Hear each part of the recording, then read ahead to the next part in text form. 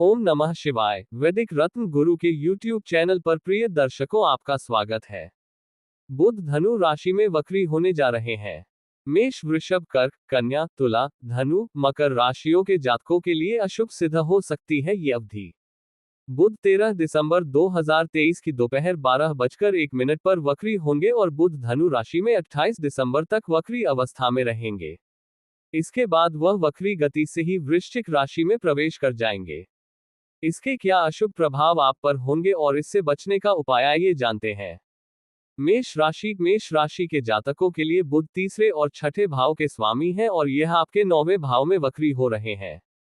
9वां भाव धर्म, अध्यात्म, गुरु, मार्गदर्शक, पिता, उच्च शिक्षा को दर्शाता है। बुध के वक्री अवस्था के परिणाम स्वरूप आपको अपने प्रोजेक्ट को पूरा करने में कई चुनौतियों का सामना करना पड़ सकता है।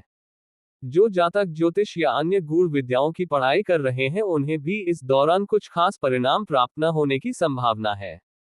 इसके अलावा आध्यात्मिकता के मार्ग में कुछ रुकावटें भी आपको परेशान कर सकती है। वृषभ राशि के जातकों के लिए बुध दूसरे और 5वें भाव के स्वामी हैं और यह आपके 8वें भाव में वक्री हो रहे हैं।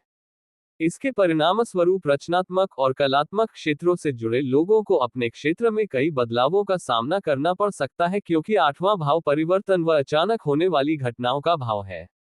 बुध 8वें भाव से वाणी के दूसरे भाव पर दृष्टि डाल रहे हैं और इसके फलस्वरूप इस दौरान आप अपनी वाणी के कारण परेशानी में पड़ सकते हैं, क्योंकि आपके बोलचाल के तरीके में कुछ आक्रामकता आ सकती है और आपकी बातों का गलत अर्थ निकाला जा सकता है, या कार्यक्षेत्र में आपके विचारों से लोग सहमत नहीं हो सकते हैं, जिससे आपको निराशा हो सकती है। इसलिए अपने शब्दों का चयन बहुत ही सोच समझकर करें। इसके अलावा आर्थिक जीवन के लिए भी वक्री बुध आपके लिए अनुकूल प्रतीत नहीं हो रहा है, क्योंकि आपके खर्चों में अचानक वृद्धि हो सकती है और बचत कर पाना आपके लिए कठिन सिद्ध हो सकता है। कर्क राशि में बुध तीसरे भाव और 12वें भाव के स्वामी हैं और यह छठे भाव में वक्री होने जा रहे हैं। इसके परिणाम स्वरूप आपको आर्थिक जीवन में समस्याओं का सामना करना पड़ सकता है। यदि बुध की स्थिति आपकी कुंडली में अनुकूल स्थिति में विराजमान नहीं है तो आप इस दौरान कर्ज या किसी प्रकार के लोन से घिरे रह सकते हैं।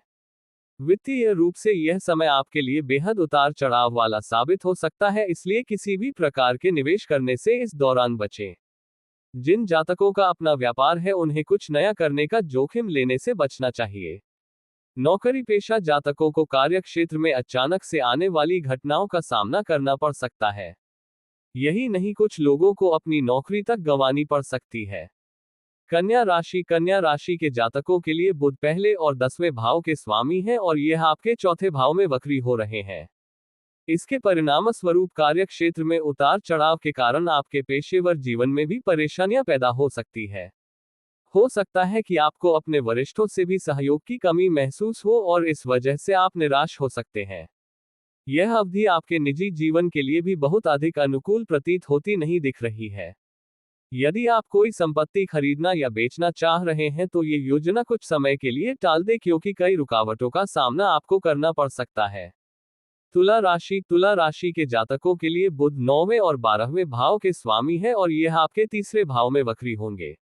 तीसरा भाव छोटे भाई बहनों, संचार शैली, कम दूरी की यात्रा, साहस, जुनून आदि को दर्शाता है। इस दौरान आपको अपनी भाषा का विशेष ध्यान देने की जरूरत है, क्योंकि आपके शब्द दूसरों पर बुरा प्रभाव छोड़ सकते हैं, जिसके चलते आपको भाई बहनों और अन्य लोगों के बीच दरार पैदा हो सकती है। यदि आप इस अवधि व्यापार के सिलसिले से या काम के सिलसिले से यात्रा करने की योजना बना रहे हैं तो हो सकता है कि आपको कई उतार चढ़ाव का सामना करना पड़े और आपकी यात्रा आशा के अनुसार सफल न होने की संभावना है। इस अवधि में आपको अपने कार्यक्षेत्र में और आर्थिक जीवन में किसी भी प्रकार का वित्तीय जोखिम न लें, अन्यथा आपको हानि उठानी पड़ सकती है। धनु राशि के जातकों के लिए बुध 7वें और 10वें भाव के स्वामी हैं और यह आपके पहले भाव में वक्री होने जा रहे हैं। इसके परिणाम स्वरूप व्यापार और कार्यक्षेत्र में आपको तर्क वितर्क और अपनी कठोर वाणी के चलते निराशा का सामना करना पड़ सकता है। इसलिए आप अपने शब्दों का चयन सोच समझकर करें। आपके असभ्य व्यवहार के कारण बिजनेस में आपकी पार्टनरशिप खराब हो सकती है। संभावना है कि नौकरी या किसी बड़े पद के लिए अच्छी खासी स्किल्स होने के बावजूद आप उसे प्राप्त करने में असमर्थ हो या प्राप्त करने के लिए आपको संघर्ष का सामना करना पड़े और दोगुना परिश्रम करना पड़ सकता है। कुल मिलाकर धनु राशि वाले जातकों के लिए यह अवधि कुछ खास प्रतीत नहीं हो रही है। मकर राशि वालों के लिए बुध छठे भाव और 9वें भाव के स्वामी हैं और यह आपके 12वें भाव में वक्री होने जा रहे हैं। इसके परिणाम स्वरूप आपको भाग्य का साथ मिलता नहीं दिख रहा है। इस दौरान आपको कई चुनौतियों का सामना करना पड़ सकता है। विशेष रूप से वे जातक जो विदेश में रह रहे हैं या विदेश यात्रा करने जा रहे हैं। मकर राशि के जातकों के आर्थिक जीवन की बात करें तो इस दौरान आपको समस्याओं से दो चार होना पड़ सकता है, क्योंकि 12वें भाव घाटे का भाव है। आप कहीं यात्रा करने की योजना बना रहे हैं तो फिलहाल के लिए उसे स्थगित कर दें या आगे के लिए टाल दें। बुध धनु राशि में वक्री होने के अशुभ प्रभाव के लिए अचूक उपाय। भगवान गणेश की पूजा करें और उन्हें दूर्वा घास चढ़ाएं। प्रतिदिन गाय को हरा चारा खिलाएं। प्रत्येक बुधवार को बुध ग्रह की शांति के लिए यज्ञ व हवन करें। बुध के बीज मंत्र ओम ब्रा ब्री ब्रौन सह बुधाय नमः का जाप करें। जरूरतमंद और गरीब बच्चों को कंबल, किताबें और कपड़े दान करें। यह थी वक्री बुध के गोचर की भविष्यवाणी।